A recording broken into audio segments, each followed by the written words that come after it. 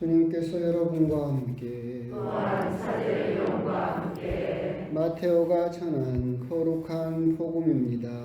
주님 영광 받으소서. 내가 너희에게 말한다. 너희의 의로움이 율법학자들과 바리사이들의 의로움을 능가하지 않으면 결코 하늘나라에 들어가지 못할 것이다. 살인해서는 안 된다. 살인한 자는 재판에 넘겨진다고 옛 사람들에게 이르신 말씀을 너희는 들었다. 그러나 나는 너희에게 말한다. 자기 형제에게 성을 내는 자는 누구나 재판에 넘겨질 것이다. 그리고 자기 형제에게 바보라고 하는 자는 최고의에 넘겨지고 멍청이라고 하는 자는 불붙는 지옥에 넘겨질 것이다. 간음해서는 안 된다고 이르신 말씀을 너희는 들었다. 그러나 나는 너희에게 말한다. 음욕을 품고 여자를 바라보는 자는 누구나 이미 마음으로 그 여자와 간음한 것이다. 내 오른손이 너를 죄짓게 하거든 그것을 빼어 던져버려라. 온 몸이 지옥에 던져지는 것보다 지체 하나를 잃는 것이 더 낫다. 거짓 맹세를 해서는 안 된다. 내가 맹세한 대로 주님께 해드려라 하고 옛 사람들에게 이르신 말씀을 너희는 또 들었다. 그러나 나는 너희에게 말한다. 아예 맹세하지 마라. 너희는 말할 때 이해할 것은 이해하고 아니요 할 것은 아니요라고만 하여라. 그 이상의 것은 악에서 나오는 것이다. 주님의 말씀입니다. 그리스도님 찬양합니다. 참회 예수님.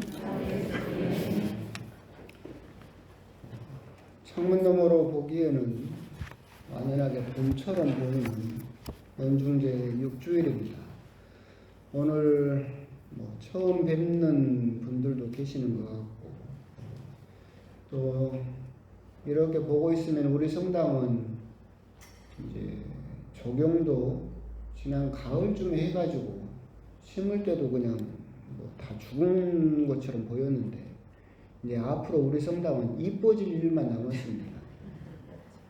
심을 때 다 죽은 것처럼 보였지만 이제 봄이 되면 파란 싹이 돋아나고 꽃이 피고 하면 우리 성당은 이제 앞으로 꽃길만이 남지 않았나라는 그런 생각도 들고 그렇습니다. 보시기에 지난 평일에는 못 보신 분들은 저를 보면 눈탱이가 밤탱이 됐죠. 안 보이죠?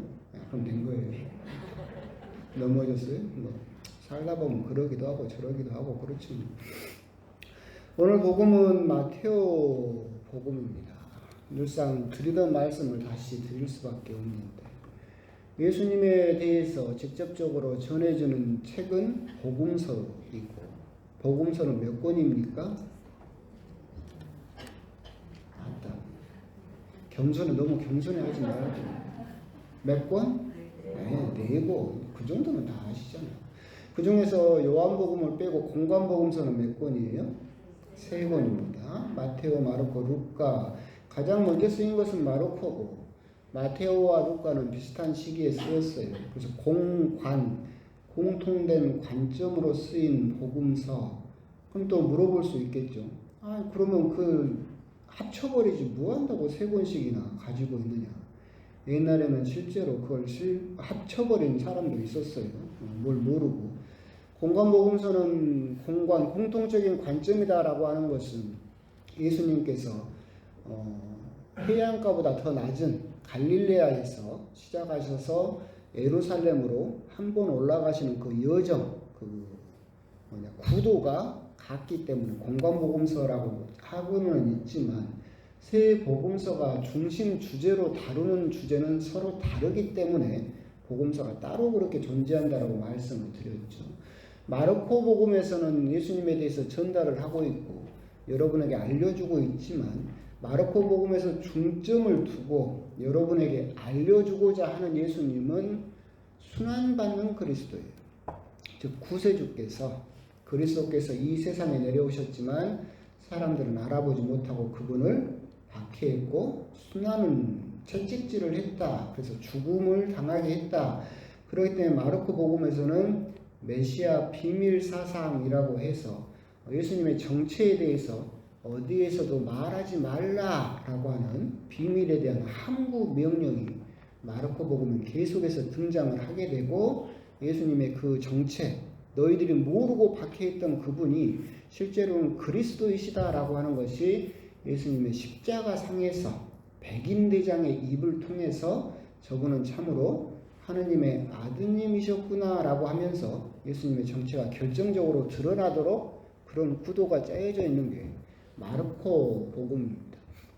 루카 복음은 사실은 풍부한 여러 가지 이야기를 하고 있지만 가장 중심적인 주제는 구원의 보편성, 하느님, 예수님의 구원에 예외는 없다.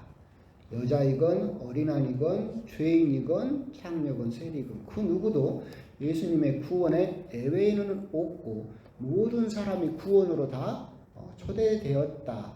그 증거로서 이제 제가 여러분에게 드렸던 것 중에 하나가 뭐냐면 복음서 예수님 족보가 두 군데 나온다.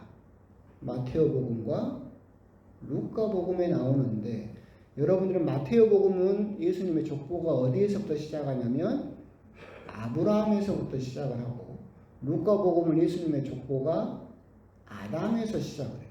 그 차이도 사실은 거기에 드러나 있는 거예요. 즉 결국 예수님은 시작이 인간의 시작인 아담으로부터 시작했다라고 하는 것은 예수님의 구원이 온 인류를 대상으로 하고 있다. 그래서 루카 복음은 특별히 다른 복음서에 비교해서 여성에 대해서 그리고 어린아이에 대해서 끊임없는 관심을 가지고 있는 것이 루카 복음서다. 다 들어봤죠? 네. 들어본 걸 또 하고 있는 거예요. 마테오 복음서는 이제 그 가장 큰 핵심 주제는 뭐냐면 구약의 예언을 완성하시는 그리스도라고 되어 있어요. 그러니까 구약의 예수님 그리스도가 예언되어 있었고 메시아가 예언되어 있었는데 그 구약의 예언을 하나하나 성취하시는 예수님. 그렇기 때문에 구약과 연관선에 있기 때문에 족보가 아브라함에서부터 시작을 하고 있는 거예요. 그리고 족보 자체도 다윗이란 이름으로 쪼개져 있어요. 14단계로. 그건 너무 심오하지만 오늘 복음이 그 구도에서 봐야 됩니다. 그렇기 때문에 오늘 복음이 마테오 복음만의 특징을 드러내고 있는 거예요. 뭐냐면 6개의 대당 명제라고 보통 부르는데 무슨 말이냐면 너희들은 모세한테 이렇게 들었다. 너희들은 구약 성경에서 모세에게 이렇게 배웠다. 그런데 나는 그것을 이렇게 바꾸겠다. 그러니까 구약 성경에서 이스라엘 사람들이 금과 옥조처럼 목숨처럼 지키는 그 율법이 있는데 나는 그 율법을 폐기하고 나의 율법으로 새롭게 이렇게 제정하겠다. 그러기 말은 무슨 말이냐면 예수님이 이제 새로운 모세예요. 구약 성경에서 율법을 준 그 모세가 아니라 이제 신약 성경에서 새로운 백성에게 새로운 율법을 주는 또 다른 모세, 다른 모세의 모습을 보여주신다. 그렇기 때문에 구약 연관성 안에서 구약의 예언을 성취하시는 그리스도. 그래서 오늘 복음이 그 모습을 여실히 보여주고 있죠. 너희들은 옛 사람에게서 모세에게서 이렇게 배웠는데 나는 이렇게 바꾸겠다. 이렇게 새롭게 제정하겠다라고 하시는 것이 오늘 복음 말씀의 가장 6개의 대당 명제, 6개의 계명을 바꾸시는 부분이 오늘 복음의 내용이죠. 이제 이게 전반적인 내용이다라고 한다면 오늘 복음을 이제 곰곰이 들여다보고 있으면 무슨 생각이 듭니까? 큰일 났죠? 여기서 제대로 살아남을 사람이 있습니까?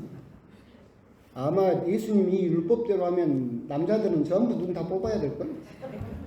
그죠? 여자들은 또 뭐 해야 될까? 아마 여기서 제대로 살아남을 사람은 아무도 없을 거예요. 어마무시하고 엄청 무서운 말씀을 예수님께서 하고 계시죠. 형제에게 에이 바보야, 이 멍청한 놈아 안 해본 사람 있어요? 다 했어요. 전부 불지옥이야. 불바다야. 예수님께서는 정말 우리들에게 그런 것을 공포를 그런 것을 약속하신 것일까? 오늘 복음에서 예수님께서 구약의 율법을 더 엄격하게 이렇게 제정하시는 것처럼 보이는데 그렇게 말씀하신 까닭이 무엇일까? 그것은 똑같은 거예요. 무슨 말이냐면 검은 재나 흰 밀가루나 사람의 눈을 멀게 하는 것은 똑같아요. 우리들은 검은 재만 우리 눈을 멀게 한다고 생각을 하는데 흰 밀가루도 우리 눈에 들어가면 멀게 하는 것은 똑같다라고 하는 거예요. 무슨 말이냐면 우리들은 저것이 죄라고만 생각해서 저것만 피하면 된다고 생각을 하면서 우리들은 소소하게 생각하지도 못하는 작은 죄를 계속해서 짓고 있는데 사실 그것이 우리들을 오히려 더 더럽힐 때가 있다라고 하는 말씀이죠. 책을 보면 그 톨스토이 책에 그런 이야기가 나옵니다. 어느 유명한 신부님이 계셨어요. 저처럼 잘생기고 그랬나 봐요. 워낙 이제 그분이 좋은 말씀을 많이 해주시고 그러니까 이제 하루는 어떤 부인이 찾아와가지고 그 신부님에게 울면서 하소연을 하는 거예요. 제가 너무나 큰 죄를 지었습니다. 너무 큰 죄를 지어서 이걸 어떻게 용서를 청해야 될지 모르겠습니다. 저를 용서해 주십시오. 라고 그렇게 울면서 하소연을 하는 부인이 왔어요. 또 그런데 뒤이어서 한 부인이 또 왔어요. 옷도 좋게 차려입고 귀금속도 하고 의리의리하게 와가지고 그 신부님에게 이야기를 하는 거죠. 저는 뭐 특별하게 뭐 물어보고 싶은 건 없는데 신부님이 워낙 뭐 유명하다 하니까 저에게 좋은 말씀 좀 해주십시오 라고 이야기를 했어요. 그래서 이 신부님이 정말 큰 죄를 지었다라고 하는 그 여인에게는 나가서 당신의 죄만큼 큰 돌을 하나 집어오시오. 뭐 좋은 말씀 들으러 왔다라고 하는 부인에게는 나가서 당신도 아무 돌이나 한 움큼 집어갖고 오시오. 그래서 그렇게 말씀을 했죠. 근데 대전에 조금 있다가 그 두 여인이 돌아왔는데 죄가 많다고 한 여인은 저기 우리 성당 성모상 앞에 있는 것처럼 큰 돌을 이렇게 죽져서 메고 끌고 왔어요. 가서 아무거나 하나 집어오시오 그랬더니 그 귀부인은 우리 성당 마당에 있는 것처럼 자갈들 있죠. 이거 이만큼 들고 왔어요.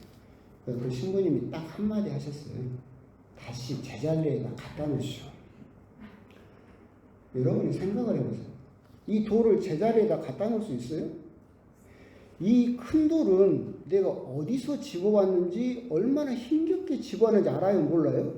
알죠. 그럼 이걸 제자리에다 갖다 놓으라고 하면 제자리에다 갖다 놓을 수 있어요. 그런데 이 귀부인은 작은 돌을 이만큼 집어왔어. 제자리에다 갖다 놓으시라고 언제 어디서 집어왔는지 알아요? 몰라요? 갖다 놓을 수가 없어요. 그럼 그 돌을 끝내 짊어지고 있는 사람은 누구예요? 이 귀부인. 오늘 복음이 그거예요. 너희들은 간음이나 아니면 거짓말이나 거짓 맹세나 이런 것들 그런 것만 큰 죄라고 생각합니다. 큰 죄라고 생각을 하는데 그러면서 너무나 쉽게 뭘 한다? 에이 바보야, 이 멍청한 놈아, 너무나 쉽게 어디서 누구한테 왜 했는지도 모르고 뭐 어떻게 했는지도 모르고 이만큼 집어왔지. 근데 예수님이 그걸 다시 제자리에다 갖다 놔라, 회개해라. 그러면 큰 죄를 지은 사람은 회개할 수 있는데 이게 죄인지도 모르고 대충 내가 왜 그 사람한테 그런 말을 했는지 누구한테 했는지 언제 했는지도 모르고 막 그렇게 짓는 죄들, 에이라 이 바보야, 이 멍청한 놈아, 했던 것을 여러분 기억할 수 있어요? 없어요.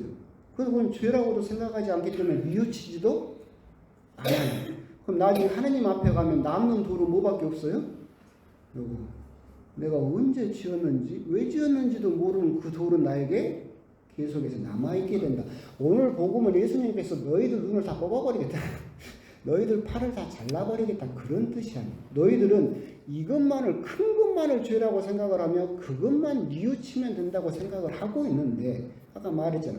검은 재만 너희들의 눈을 멀게 하는 것이 아니라 너희들이 너무나 가볍게 생각하고 에이 신부님 세상 살려면 다 누구나 다 그래요. 뭐 그렇게 안 하고 사는 사람 있대요 라고 하면서 너무나 쉽게 저질러 버리는 그 작은 죄들이 결국은 너희들을 지옥으로 끌고 갈 수 있다. 오늘 복음은 그렇기 때문에 여러분들이 뭘 가져야 된다라는 뜻이냐면 경각심을 가져라. 그것도 죄다라고 하는 것을 여러분들 의식할 수 있어야 된다. 이건 죄도 아니에요. 세상 사람들도 누구나 다 해요.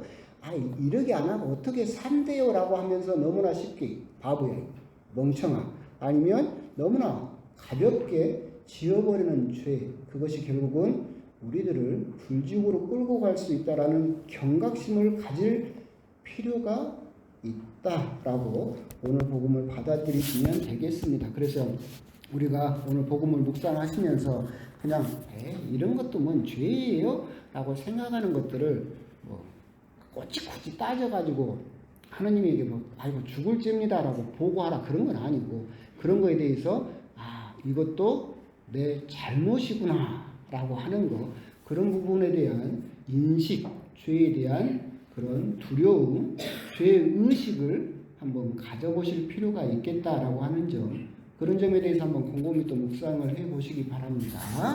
아멘.